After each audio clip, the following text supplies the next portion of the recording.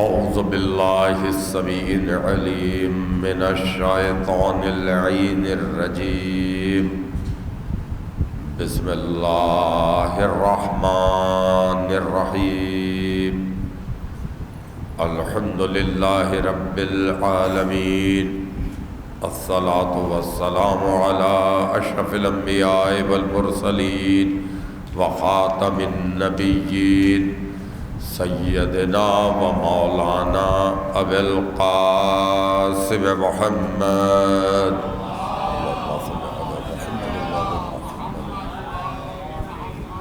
وآلہ الطیبین الطاہرین المعصومین المظلومین الذین اذهب اللہ عنہم الرجس وطہرہم تطہیرا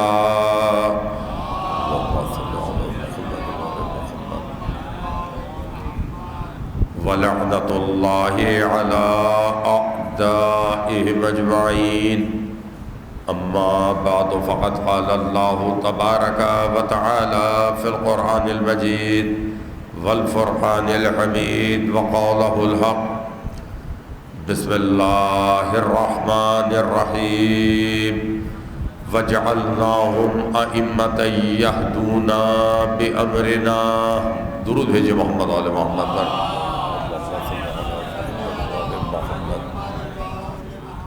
تو عزیزو، حضرت محمد حنفیہ کا سلسلہ بھی یہی کہ آپ نے سید الساجدین سے تقاضا نہیں کیا تھا کہ تبرکات امامت مجھے دے دو، چاہتے یہ تھے کہ لوگوں کے سامنے حقیقت واضح ہو جائے۔ اب چوتھے امام تک کے حالات واقع کربلا دیکھ چکے، اور ایسا واقعہ کہ اس کے بعد ساری زندگی روتے رہے۔ ان حالات میں ہدایت بھی کرنا، جب آپ کے فرزند حضرت زید کی عمر 14 یا 15 برس ہے، اس وقت امام کی شہادت ہو جاتی ہے۔ اچھا، یہ ذہنوں میں رہے کہ بے شک امام کے فرزند ہے، لیکن امام نہیں ہے، امام کو خالق کی جانب سے علم عطا ہوتا ہے۔ زید کو خود کوشش کرنی ہے، تگ و دو کرنی ہے، یہ اور بات ہے کہ سکھانے والے امام ہی ہے۔ پہلے سید الساجدین نے، تو سید الساجدین کے ایک فرزند کا نام ہے زید۔ اچھا، اسی نام کے ایک ہستی اور ان سے پہلے گزر چکے، وہ ہے امام حسن کے بڑے بیٹے، ان کا نام بھی زید تھا۔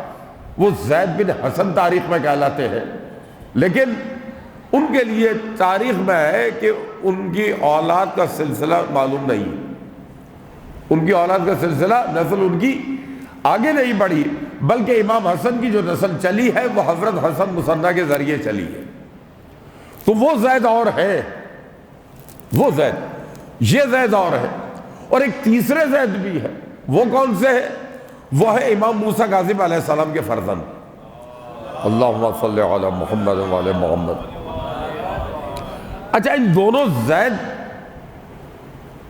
کی زندگی جو ہے، اس میں کچھ مماثلات ہیں دونوں زید کی زندگی میں، اس لیے واقعات مل جاتے ہیں، اور وہ سوال بھی شاید اس لیے ہوا۔ کیوں مماثلت ہے؟ اب دیکھیے، خود پروردگار قرآن مجید میں کہہ رہا ہے، اگر اللہ کچھ لوگوں کے ذریعے سے شر کو دفع نہ کرے تو پھر یہ باطل قوتیں لوگوں کو عبادت گاہوں میں عبادت بھی نہ کرنے دے۔ تو کچھ ہونے چاہیے ایسے کہ جو باطل کو روکنے والے ہو، بے شک اپنی جان چلی جائے، بے شک اپنی ذات الزامات کی زد میں آ جائے، لیکن اپنا حق ادا کر جائے۔ اگر میں یہ بات واضح کرنے میں کامیاب ہو سکا تو میری محنت سوارت ہوگی۔ عرض کر رہا تھا، چوتھے امام کے کئی فرزند ہیں، ان میں سے ایک زید، اور امام محمد باقر علیہ السلام کے بعد اللہم صلی علی محمد وعلی محمد، باقی فرزندوں میں یہ سب سے نامور رہے، کیونکہ ہر فرزند اپنے مقام پر محتاب ہے لیکن زید کی بات اور، ابتدا میں 14-15 برس چوتھے امام نے تربیت کی، اس کے بعد آپ کے بڑے بھائی یعنی 5ویں امام نے آپ کی تربیت کی ہے۔ عالم شباب ہے زید کا، دیکھ رہے ہیں بنو امیہ کے مظالم، دیکھا کہ باپ ساری زندگی خور ہوتے رہے اور بابا کو شہید کر دیا، پھر بھی زہر دے کے زید نے دیکھا۔ پھر یہ بھی دیکھ رہے ہیں کہ 5ویں امام پر بھی سختیاں ہے، پابندیاں ہے، کبھی دمشق بلا کر پابند سلاسل کر دیا جاتا ہے، کبھی دمشق مدر اس طرح کیا جاتا ہے کہ راستے میں رکنے بھی نہیں دیا جاتا، رک بھی نہیں سکتے کہ کہیں سے کھانے کے لیے غذا لے لے، کہیں سے پینے کے لیے پانی لے لے۔ یہ حالات زید کے پیش نظر کہ ان کے بھائی کے ساتھ بھی کیا سلوک ہو رہا ہے، ایسے حالات میں عزیزوں جب بنو امیہ کے مظالم انتہا پر پہنچے ہوئے اور چوتھے امام کے لیے پابندیاں تھی، خطبہ نہیں دیجئے، درس نہیں دیں گے، لوگوں کو جمع کر کے آپ تقریر نہیں کر سکتے، یہ سب پابندیاں تھی چوتھے امام کے لیے۔ اب عزیزوں ایسے میں 5ویں امام کے دور میں آپ دیکھیں گے کہ حکام کی توجہ ان کی طرف اس طرح نہیں ہے جیسے چوتھے امام کی جانب تھی، 5ویں امام کی جانب اس طرح نہیں ہے، اور بس اسی مہلت سے 5ویں امام نے فائدہ اٹھایا اور وہ مدرسہ جو پہلے مولا علی نے آباد کیا تھا، امام حسن نے چلایا تھا، اس مدرسے کو پھر آباد کر دیا 5ویں امام نے، اور بڑی تعداد میں علماء تیار ہوئے۔ لیکن سوال یہ ہے کہ وہ بنو امیہ جو مظالم میں خاص شہرت رکھتے ہیں، آخر ان کی توجہ امام کی جانب سے ہٹ کیوں گئی، توجہ بٹ کیوں گئی؟ تو وجہ یہ ہے عزیزوں، یہی وہ دور ہے جب جناب زید مدینے سے نکلتے ہیں اور کوفے آ جاتے ہیں۔ بس یہ کوفہ آئے اور کوفیوں کی ایک بڑی تعداد آپ کے گرد جمع ہو گئی جناب زید کے گرد، اس میں کافی تعداد میں مومنین بھی جو بتا رہے ہیں جناب زید کو کہ نسلیں گزر گئی، کتنی نسلیں، ظلم ختم نہیں ہو رہا۔ دیگر لوگ بھی آ رہے ہیں جو مومن تو نہیں ہے، شیعہ تو نہیں ہے مولا علی کے، لیکن حکومت کے ظلم کا شکار ہے، اس لیے کہ ظالم ظالم ہوتا، وہ سب پر ظلم کرتا۔ جناب زید ان کی داد رسی کر رہے ہیں۔ حکام نے یہ دیکھا کہ بھائی لوگ زید کے گرد جمع ہو رہے ہیں، اب حکام کی سب کی نظر حضرت زید کی طرف ہے، اور 5ویں امام کو موقع مل گیا اس طرح کہ آپ علوم محمد و آل محمد کو آگے بڑھائیں، علماء تیار کریں۔ جناب زید جب واپس مدینے آتے ہیں تو حاکم مدینہ جانتا ہے کہ جناب زید ظاہر ہے کہ وہ بھی اسی طرح جلال رکھتے ہیں جو ان کے خاندان کا خاصہ ہے۔ ہاں عزیزو، یہ خاندان جو ہے نا، یہ معمولی خاندان نہیں ہے، یا دو کردار آپ کو مسلسل ملیں گے۔ ایک کردار وہ جو عقل و حکمت، علم، بردباری، صبر و ریاضت میں نمایاں ہے، تو دوسرا کردار وہ ہے جو جوش و جذبات میں، جلال میں، شجاعت میں نمایاں ہے۔ لہذا آپ دیکھیں گے اگر جناب ہاشم صبر میں، عقل و حکمت میں، تدبر میں نمایاں نظر آتے ہیں تو ان کے بھائی مطلب شجاعت میں نمایاں ہے۔ اسی طرح جناب عبد المطلب کی زندگی اگر صبر و تحمل اور بردباری کا نمونہ ہے تو ان کے بھائی جناب اسد شجاعت کا استعارہ ہے۔ اسد کون ہے؟ یہ اسد وہی ہے جن کی دختر بی بی فاطمہ ہے۔ کون فاطمہ؟ جن کا بیٹا وہ ہے جس کے لیے قدرت کہہ رہی ہے لا فتح الا علی، لا سیف الا ذوالفقار۔ اللہم صلی علی محمد وعلی محمد۔ تو عزیزو یہ دو کردار، جناب اسد مولا مشکل کشا کے نانا بھی ہے، حضرت عبد المطلب کے بڑے بھائی ہے، اور پھر عبد المطلب کے بیٹوں میں یہ کردار اور بڑھ گئے۔ اگر عقل و حکمت، تدبر، صبر، استقامت آپ کو جناب زید کی زندگی کی زندگی میں نظر آئے گی، تو اسی طرح شجاعت جناب حارث کی زندگی میں نظر آئے گی۔ دیکھیے ہمارے یہاں مجالس کا ایک خاص انداز بن گیا، وہ بھی ضروری ہے، میں اس کو تبدیل کرنے کو نہیں کہہ رہا، لیکن مشکل یہ ہے کہ ہم وہی واقعات سنتے ہیں اور باقی جو ہستیوں نے دین کی خدمت کی ہے، جنہوں نے رسول اللہ کے تبلیغ سے قبل، بعثت سے قبل اسلام کے اصول واضح کیے ہیں، ان کے کردار دنیا کے سامنے نہیں لا پاتے، نہیں آتے یہ کردار۔ جناب حارث کون؟ جناب حارث حضرت عبد المطلب کے سب سے بڑے بیٹے، ان کے بعد زبیر بن عبد المطلب، بڑے پائے کے شاعر۔ زبیر وہ ہیں جنہوں نے تدبر سے، عقل و حکمت سے عرب قبائل کو کچھ کو جمع کیا، خاندانوں کو، بنی غالب، بنی اسد، بنو ہاشم کو ایک کیا اور معاہدہ کیا کہ اگر آئندہ کسی پر ظلم ہوا ہم مل کے اس کا ساتھ دیں گے، مظلوم کی مدد کریں گے، ظالم سے جنگ کریں گے۔ فتح مکہ کے بعد رسول اکرم صلی اللہ علیہ وآلہ وسلم نے بھی، اللہم صلی علی محمد وعلی محمد، سرکار نے سب عربوں کو پیشکش کی تھی کہ آج بھی اگر کوئی شخص میرے چچا زبیر بن عبد المطلب وعدہ معاہدہ و حلف الفضول کرنا چاہے، میں آج بھی تیار ہوں اس کے لیے، اس معاہدے کے لیے۔ تو ایک چچا یہ، اور زبیر سے بڑے حارث۔ حارث کون ہے؟ ذرا سا تعارف عزیزوں، ذرا سا تعارف، یہ کون ہے؟ یہ وہی شجاعت، بہادری کا نمونہ، یہ آب زمزم۔ آج اس کے بارے میں بڑی معلومات بتائی جاتی ہے کہ 1 منٹ میں اتنا پانی اور اتنے لوگ پیتے ہیں، یہ سب بے شک ایسا ہی ہے، حقیقت ہے۔ اس پانی میں شفا بھی ہے، پاکیزگی بھی ہے۔ کیسے ہمیں ملا؟ کیسے ملا؟ کسی سے پوچھ لیجیے مسلمان سے، حضرت اسماعیل نے ایڑیاں رگڑی تھی، چشمہ جاری ہو گیا تھا، ہاں ایسا ہوا تھا۔ لیکن یہ بھی تاریخ ہے کہ جب بنو جرہم اور بنو خزاعہ میں جنگ ہوئی تھی عرب قبائل میں، تو بنو جرہم جو مکے کے حکمراں تھے وہ مکہ چھوڑ کے بھاگے، بھاگتے بھاگتے چشمہ زمزم کو مٹی پتھر سے اس طرح پاٹ دیا کہ اس کا نام و نشانی ختم ہو گیا تھا۔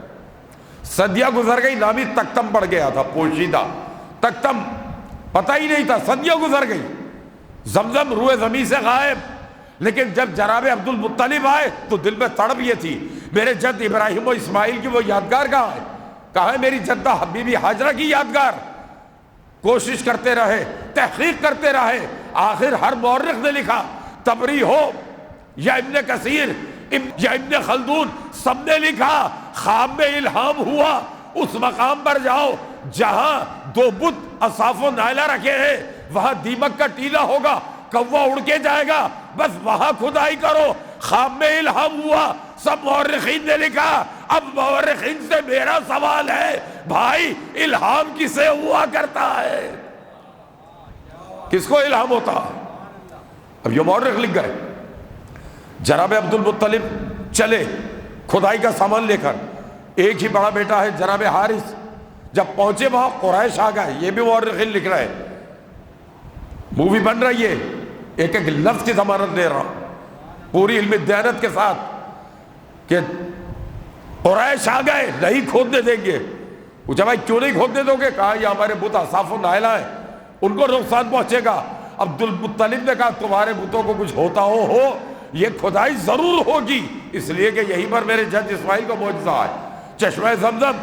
جب باز نہیں آئے، حارث سے کہا بیٹا تلوار پہ نیام کرو، ہم کھدائی ضرور کریں گے، چاہے اپنی جان دینی پڑے یا ان میں سے کسی کی جان لینی پڑے۔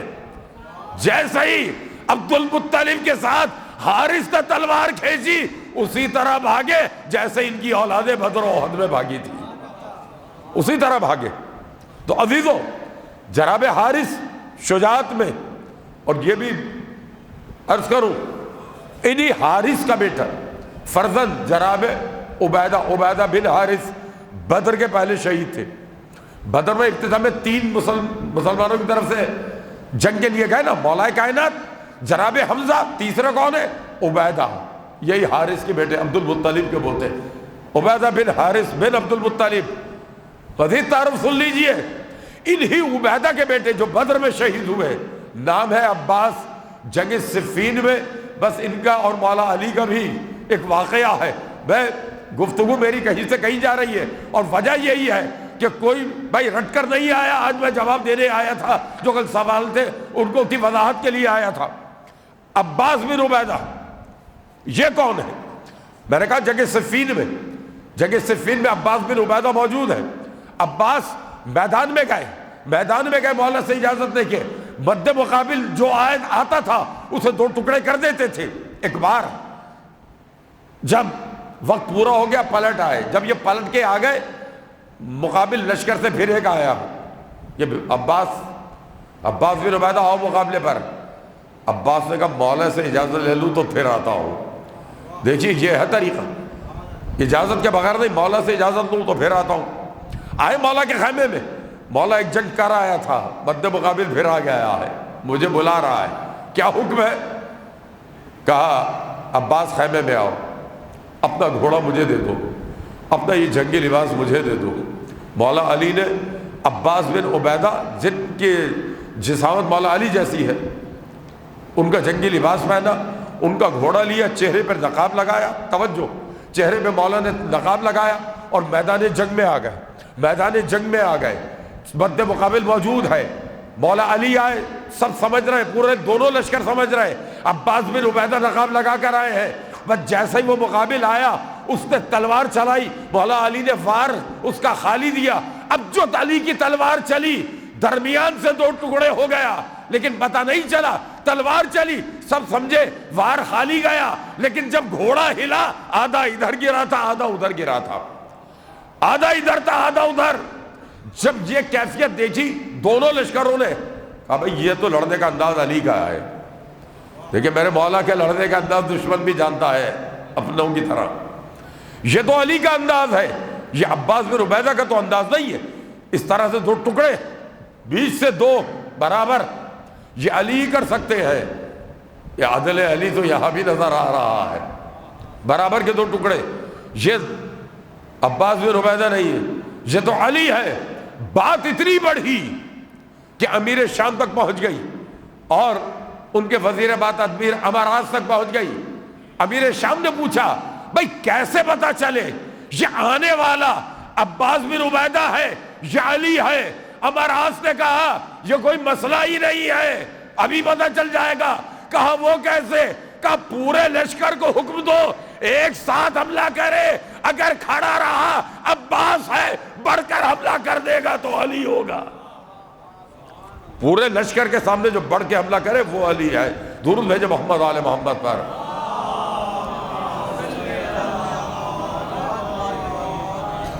تو سامنے گرامی قدر، میں کہیں سے کہیں نکل گیا، تو میں عرض کر رہا تھا 2 کردار اس خاندان میں ہے، اگر عقل و حکمت، صبر و تحمل کا شاہکار جناب عباس بن عبد المطلب، یہ نام بھی جناب عباس، یہ نام بھی معروف، تو شجاعت اور جن کا نام سنتے ہی مومنوں کے دل جذبات اور بہادری سے معمور ہو جاتے، جناب حمزہ وہ کردار بھی ہے۔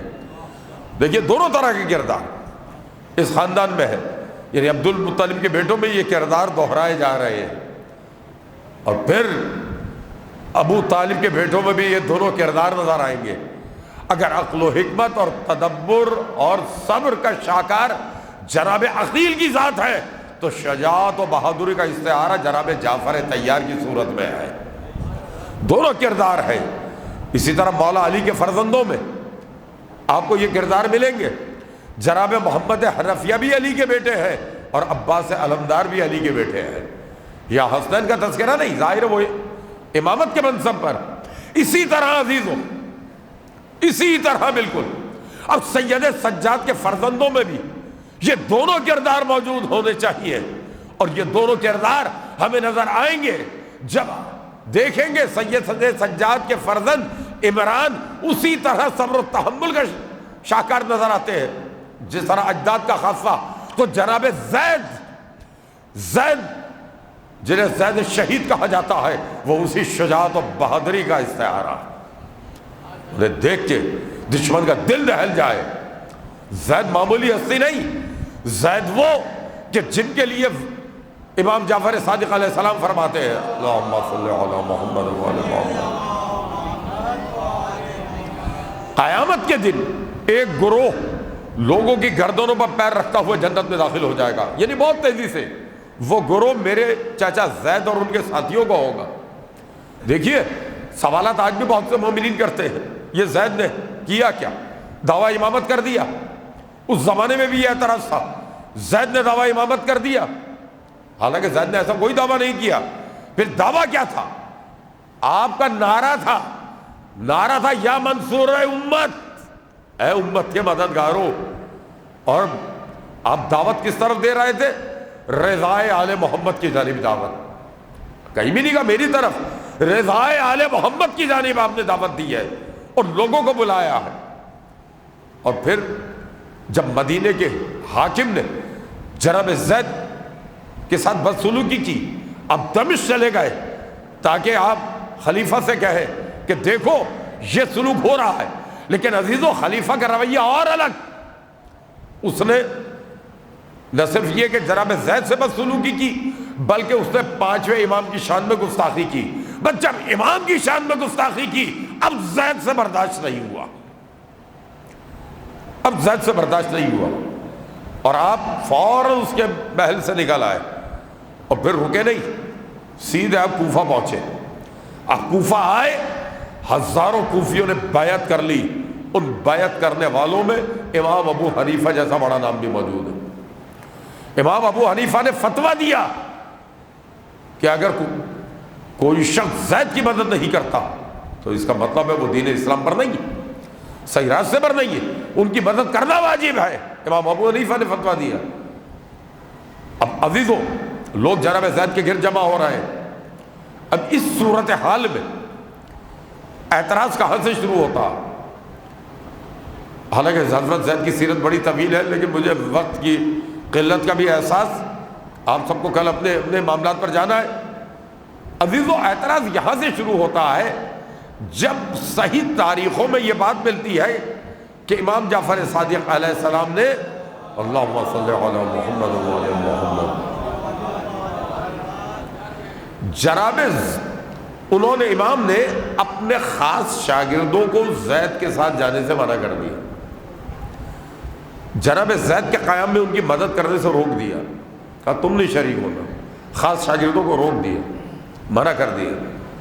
تو اب یہاں سے بہت سے لوگ نقطہ اٹھاتے ہیں کہ جب امام نے منع کر دیا تو پھر جناب زید نے یہ قیام کیوں کیا؟ لیکن جہاں امام نے منع کیا وہاں دوسری طرف ہم یہ بھی دیکھتے ہیں کہ چھٹے امام کے سامنے جب جناب زید کی شہادت بیان کی گئی کہ شہید کر دیے گئے، تو کہنے لگے خدا زید اور ان کے ساتھیوں پر رحمت کرے اور لعنت کرے زید کے قاتلوں پر، اور جو اس قتل پر راضی ہے اس پر اللہ اس پہ بھی لعنت کرے۔ امام کا یہ بھی فرمان، تو یہی سے اندازہ ہوتا ہے۔ اچھا میں بات کروں گا اس پر، لیکن زیدیہ کون ہے؟ اب یہ سمجھ لیجئے زیدیہ کون ہے۔ زیدی حضرات نہیں ہے جو ہمارے ہندوستان پاکستان میں زیدی حضرات ہیں، یہ زیدیہ نہیں ہے، زیدیہ الگ ہے، زیدی سادات الگ ہے۔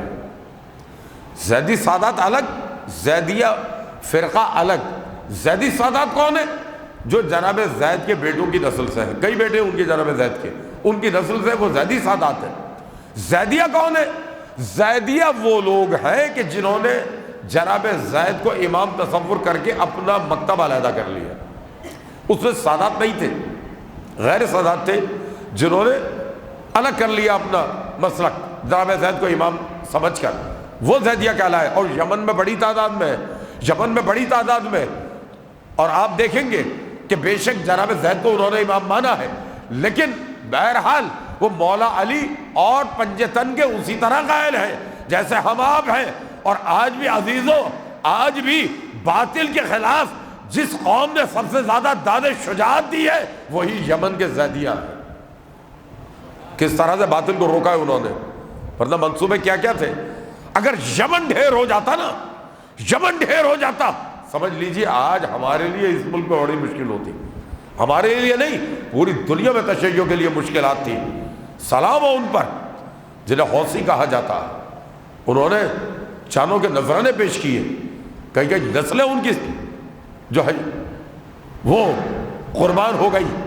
کس طریقے سے آپ اور تو دیجئے، ان کی بستیاں ملگمیٹ ہو گئی، ان کے تعلیمی ادارے ختم، اسپتال ختم، کیا رہا؟ انفراسٹرکچر تباہ.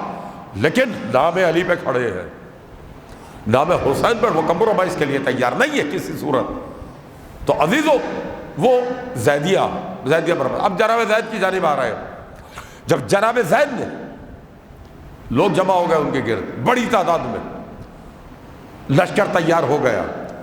ادھر کوفے کے گورنر نے بھی دمشق سے مدد مانگی، اور بہت بڑا لشکر ان کے ساتھ بھی ہے، بہت بڑا، لاکھوں کا لشکر. یا زید کے ساتھ بھی 40,000 سے زیادہ افراد ہیں. اور جناب زید لشکر کو لے کر میدان میں آ گئے. میدان میں تو عزیزو، جب میدان میں آئے ہیں نا دونوں، بس یہی پیغام مجھے دینا ہے یہاں سے ملت کو. لشکر آئے اور سازشیوں نے اپنا کام شروع کر دیا. دیکھیے، میں نے عرض کیا کہ کس کس شخصیت نے، کیسے کیسے لوگوں نے. امام مالک نے مدینے سے حمایت کر دی تھی، کوفے سے امام ابو حنیفہ نے حمایت کر دی تھی جناب زید کی. بڑا لشکر تیار ہو چکا ہے، لیکن حکام کی سازش جاری تھی.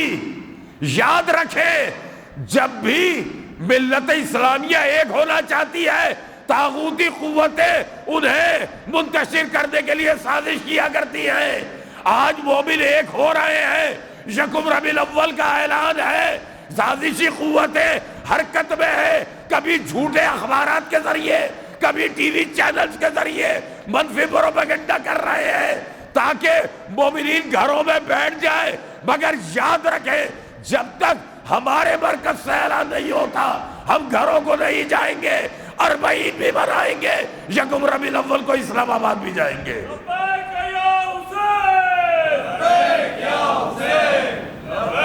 یا حسین لبیک یا حسین. ہمیں 40 کو بھی پوری شان سے منانا ہے. یہ 40 شوکت اسلام کا اظہار ہے. حقیقت یہی ہے، چاہے عراق میں ہو، چاہے پاکستان میں یا دنیا میں کہیں بھی ہو. اسی طرح جب بزرگان نے اور خصوصاً قائد ملت نے آواز دی ہے، ہمیں ثابت کرنا ہے. اور جیسا کہ میں نے عرض کیا کہ ہم ہیں سپاہی، ہم ہیں سب سپاہی، بچہ ہو یا بزرگ، ہم سب ہیں سپاہی. سپاہی کا کام یہ ہے جرنل کے حکم کا تابع رہے، جرنل جیسے کہے. جرنل جب کسی کو ہم نے مان لیا، کسی کو بڑا مان لیا، اب شک نہ کیا جائے. ہاں، کبھی شیطان اندر سے بھٹکائے گا، کبھی ادھر ادھر سے خبریں چلا کر آپ کو بھٹکانے کی کوشش کی جائے گی، منفی پروپیگنڈا ہوگا. ماضی میں بھی ہوا، جب کوئٹہ کا دھرنا ہوا تھا، بھائی یہ تو بک جاتے ہیں، وہ بک گئے اور اتنے مل گئے اور اس نے یہ لے لیا. یہ ہمیشہ باطل قوتوں کا طریقہ رہا ہے. اب آئیے جناب زید کی جانب. لشکر تیار ہے، اور جب زید جیسا شجاع لشکر کی قیادت کر رہا ہو تو سوچے جوش و ولولے کا کیا عالم ہوگا. اب ایسے میں جب جنگ شروع ہوا چاہتی تھی، باطل قوت نے اپنا کام کیا. مجمع کے سامنے زید سے کہا، آپ کے ساتھ تو یہ سارے مسلمان نظر آ رہے ہیں، یہ بتائیے ثلاثہ کے بارے میں آپ کا عقیدہ کیا ہے. کب سوال ہو رہا ہے؟ خیمے کے اندر نہیں ہو رہا، پہلے نہیں کیا. عین میدان جنگ میں جب بس جنگ چھڑائی چاہتی ہے، جب گھوڑوں پر سوار تیر انداز نشانے لے رہے ہیں، شمشیریں کھچنے کی بس کھچنے کو ہے، ایسے میں زید سے کہہ رہے ہیں، زید اپنا عقیدہ بتاؤ. ان 3 کے بارے میں کیا ہے آپ کا عقیدہ؟ کھل کے بتاؤ. جناب زید کا طریقہ وہی ہے جو مولا کائنات کا طریقہ. ظاہر انہی کے وارث انہی کے انداز میں جواب دیتے ہیں، مگر لوگ کہتے ہیں ایسے نہیں، کھل کے بتاؤ بھائی. اور اگر کھل کے نہیں بتاؤ گے تو ہم تو جا رہے ہیں گھر. کچھ لوگ اس لیے چلے گئے کہ آپ نے ان کی حمایت نہیں کی، کچھ اس لیے چلے گئے کہ آپ نے کھل کر ان کی مخالفت نہیں کی. 216 یا 212 افراد رہ گئے بس. بس یہ زید کے ساتھ، جناب زید کے ساتھ۔ اور میں اشارہ دے دوں، وہ جو دوسرے زید ہیں امام موسیٰ کاظم کے فرزند، ان کی زندگی میں بھی مماثلت یہی ہے، لیکن ان کا کردار مدینے تک محدود ہے۔ انہوں نے مدینے میں قیام کرنے کی کوشش کی تھی، لیکن دونوں کے کردار میں اور مقام میں بہت فرق ہے۔ اس زید کا مقام ہی اور ہے، ان کا قیام ہی اور ہے۔ اور اب بھائی یہ سوال کہ بھائی امام کی تائید تھی یا نہیں تھی، اس پر آ جائیے اور گفتگو سمیٹوں گا میں۔ جناب زید جب کوفے میں آئے، ایک گلی سے گزر رہے ہیں، اپنے گھر میں کوٹھے پر مومن طاق کھڑے تھے۔ میں نے پہلی مجلس میں پرسوں جناب مومن طاق کا ذکر کیا، چھٹے امام کے خاص شاگرد، بہت قریبی، مناظر، عالم بھی مناظر بھی، مومن طاق اپنے گھر کے کوٹھے پر کھڑے تھے۔ اوپر سے دیکھا زید جا رہا ہے، زید کو آواز دی، سلام کیا، زید نے جواب دیا اور مومن طاق سے کہا دیکھو میں قیام کر رہا ہوں، آؤ میرا ساتھ دو، آؤ میرا ساتھ دو۔ کہا نہیں۔ کہا کیوں نہیں؟ کہا امام نے منع کیا ہے، چھٹے امام نے، امام جعفر صادق نے منع کیا۔ زید کہہ رہے ساتھ دو، وہ کہہ رہے امام نے مجھے منع کیا ہے، اور زید میں آپ سے بھی کہوں گا آپ قیام نہ کریں۔ امام اپنے دوستوں کو روک رہے ہیں، آپ قیام نہ کریں۔ زید کہہ رہے نہیں قیام ہوگا، وہ کہہ رہے زید قیام نہ کرے۔ زید نے کہا اچھا امام نے تمہیں روکا ہے؟ کہا ہاں روکا ہے۔ زید نے کہا اچھا بتاؤ میرے لیے امام نے کیا کہا ہے؟ توجہ بس اس جملے پر پوری مجلس کا دار و مدار، یہ بتاؤ امام نے میرے لیے کیا کہا ہے؟ مومن طاق نے کہا امام نے کہا ہے میں جانتا ہوں یہ ضرور قیام کریں گے اور کناسہ کے مقام پر ان کا سر لٹکا دیا جائے گا۔ زید نے کہا بس میرے لیے حجت تمام ہو گئی ہے، بات اگر پہنچ گئی، میرے لیے حجت تمام ہو گئی۔ معذرت خواہ جملے میں غلطی ہوئی، کناسے کے مقام پر ان کا جسم لٹکا دیا جائے گا، لاش لٹکا دی جائے گی، سر تو دمشق بھیجا جائے گا۔ دیکھیے موت کی خبر جناب زید کو دی جا رہی ہے، کس قدر یقین ہے زید کو امامت پر، اور کس قدر نڈر ہے جو موت کی آنکھوں میں آنکھیں ڈال کے کھڑا ہے۔ ہاں علی کے بیٹے ہوتے ایسے ہیں، موت سے گھبراتے نہیں۔ یاد ہے نا حضرت علی اکبر کا وہ جملہ امام حسین کے جملے کے جواب میں، بابا جب ہم حق پر ہیں تو ہمیں پرواہ نہیں کہ موت ہم پر آ پڑے یا ہم موت پہ جا پڑے۔ اور جناب زید بھی عزیزو اسی جملے کی تاثیر میں اپنا کردار ادا کر رہے ہیں۔ اور پھر جنگ شروع ہوئی، شدید جنگ۔ ہاں اصولاً تو مجھے یہ واقعہ، یہ روایت مسائل میں پڑھنی چاہیے، لیکن نہیں، میں گزروں گا۔ شدید جنگ شروع ہوئی اور جناب زید نے بڑھ بڑھ کر حملے کی۔ 212 یا 216 افراد، وہاں لاکھ سے زیادہ کا لشکر۔ ہاں کربلا کی یاد تازہ ہو گئی، دھکیل رہے ہیں مخالف لشکر کو کہ ایسے میں ایک تیر چلا، یہ تیر جناب زید کی پیشانی میں لگا۔ ہاں عباس علمدار بھی اس وقت تک جنگ کرتے رہے تھے کٹے ہوئے بازوؤں سے بھی، جب تک پیشانی میں تیر نہیں لگا تھا۔ زید کی پیشانی پر تیر لگا، زید سے سنبھلا نہیں گیا، فوراً زمین پہ آئے، زمین پہ گرے اور فوراً آپ نے اپنے جد امام حسین کو یاد کیا۔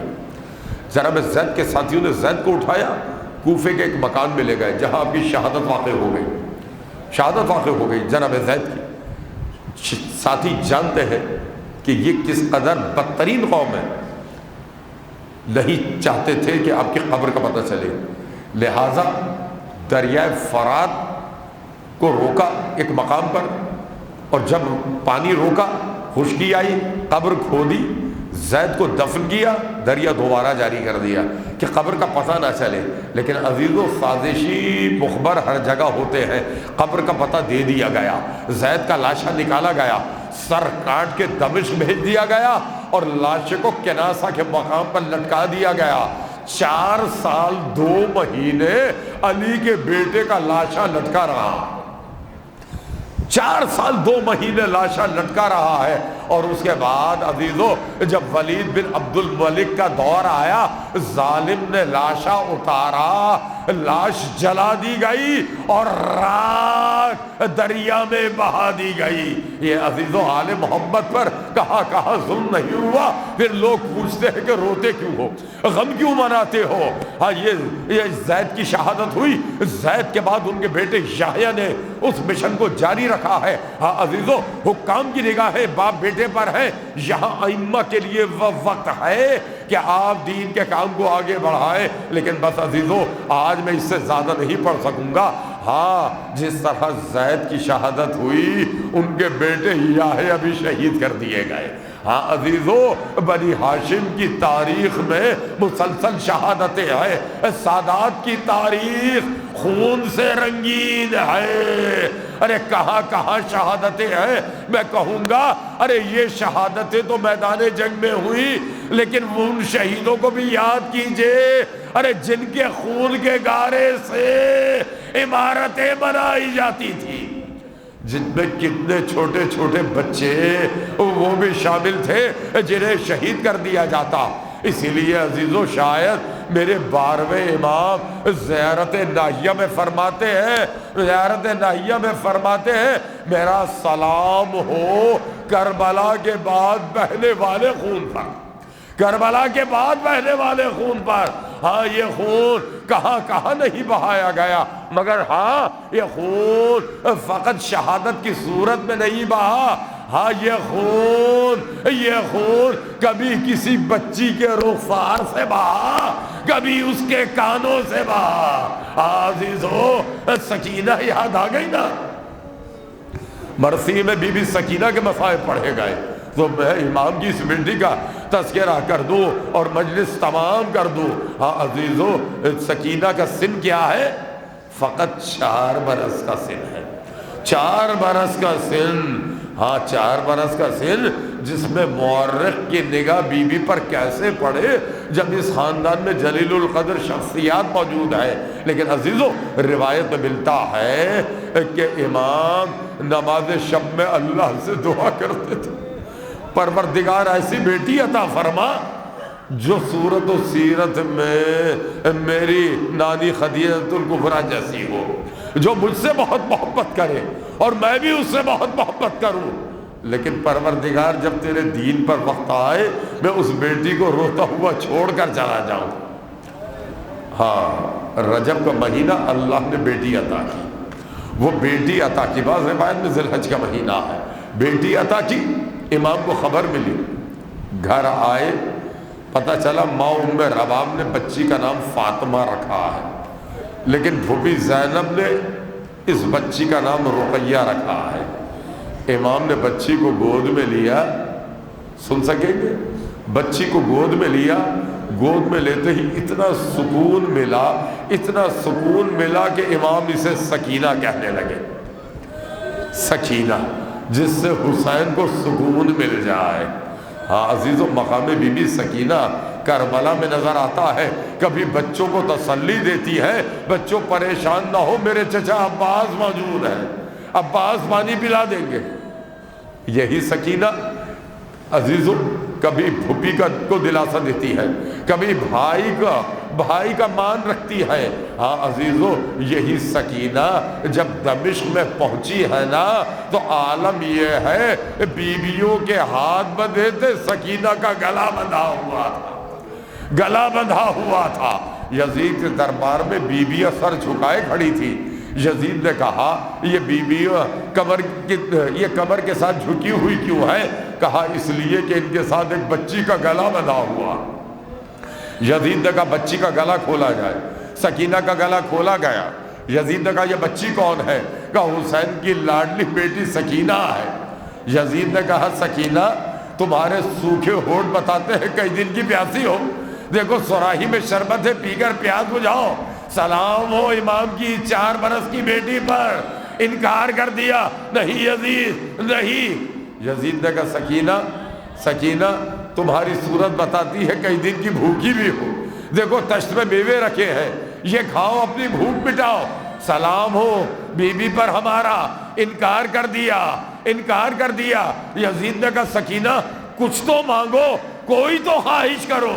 دیکھیے عزیزو، باطل کا حملہ کس طرح امام حسین سے بیعت نہیں لے سکا، ساتھیوں سے نہیں لے سکا، بیویوں سے نہیں لے سکا، چاہتا ہے ایک بچی سے ہی اسے سرٹیفکیٹ مل جائے۔ سکینہ کچھ تو مانگو، 4 برس کی بچی ہے۔ حسین نے 1,24,000 انبیاء کی قربانیوں کی لاج رکھی، بی بی زینب نے حسین کی قربانی کی لاج رکھی۔ اب سب کی قربانیاں داؤں پر ہے۔ سکینہ سے یزید کہہ رہا ہے 4 برس کی بچی کچھ تو مانگو۔ بس بچی نے ہر طرف دیکھا اور نگاہ ایک تشت پر جا کر رک گئی، کہا یزید، عزیزو کہہ سکتی ہے نا، یزید یزید، ارے شمر سے کہہ دے اب مجھے تماچے نہ مارے، مگر نہیں کہتی، یہ بھی نہیں کہتی اب اور ظلم نہ کرو، رہا کر دو، نہیں، بلکہ بچی کہتی ہے یزید وہ تشت میں میرے بابا کا سر نظر آ رہا ہے، یزید تھوڑی دیر کے لیے میرے بابا کا سر مجھے دے دے۔ یزید نے کہا سکینہ ہم نے سنا ہے تمہارے بابا تمہیں بہت چاہتے تھے، ہم تمہاری محبت کا امتحان لینا چاہتے ہیں کہ بابا کا سر خود تمہارے پاس آئے، بس یہ سننا تھا۔ ننھے ننھے ہاتھ پھیلا کر کہا بابا الفت کا امتحان لیا امیر شام نے، رکھ لو ہماری لاش ان سب کے سامنے۔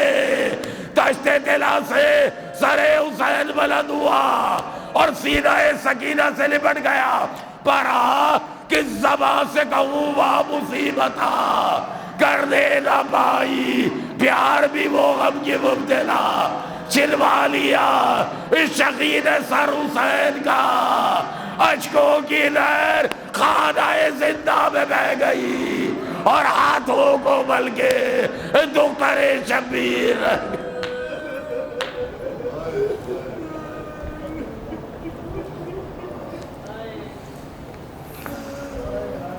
الا لعنۃ اللہ علیہ الظالمین فسيعلم الذين ظلموا أي منقلب ينقلبون۔ پروردگار تجھے واسطہ اپنے اسماء حسنہ کا، واسطہ محمد آل محمد کا، انبیاء کرام کا، واسطہ شہداء کربلا کا، خصوصاً امام کی اس 4 سال کی مظلوم بیٹی کا واسطہ ہماری اس عبادت کو اپنی بارگاہ میں شرف قبولیت عطا فرما، ہمارے گناہان کبیرہ و صغیرہ کو معاف فرما، تمام بیماروں اور زخمیوں کو شفائے کامل عطا فرما، تمام اسیروں اور گمشدگان کو رہائی نصیب فرما، جو بے روزگار ہیں ان کو روزگار عطا فرما، جو بے اولاد ہیں ان کو اولاد صالحہ عطا فرما، جو بہنیں بیٹیاں شادی کے لائق ہیں ان کے رشتوں کے بہترین اسباب فراہم فرما دے، مملکت پاکستان کو ترقی و استحکام عطا فرما، پاکستان کو دشمنوں کے شر سے محفوظ فرما، عزاداری امام حسین زیارات اور مشی کی راہ میں آنے والی رکاوٹوں کو نیست و نابود فرما دے۔ پروردگار دنیا بھر میں جہاں جہاں مومنین ظالموں کے خلاف برسر پیکار ہیں انہیں کامیابی نصیب فرما، جہاں جہاں ذکر کربلا، ذکر اہل بیت برپا ہو رہا ہے خصوصی رحمتوں کا نزول فرما۔ پروردگار جو لوگ بھی ذکر اہل بیت میں، ذکر امام حسین میں دام درہم قدم سخن خدمات انجام دے رہے ہیں ان کی توفیقات خیر میں اضافہ فرما۔ مراجعین اعظام، علماء کرام، قائد ملت جعفریہ، نوحہ خاں، مرثیہ خاں، شعراء کرام اور فرش ازا کی جتنے بھی خدمت گزار ہیں ان سب کو رہبر معظم کو صحت و سلامتی عطا فرما، امام زمانہ کے ظہور میں تعجیل فرما، ہمیں ان کے جانثاروں میں شمار فرما۔ ربنا تقبل منا انک انت السمیع العلیم برحمتک یا ارحم الراحمین۔ ماتم حسین۔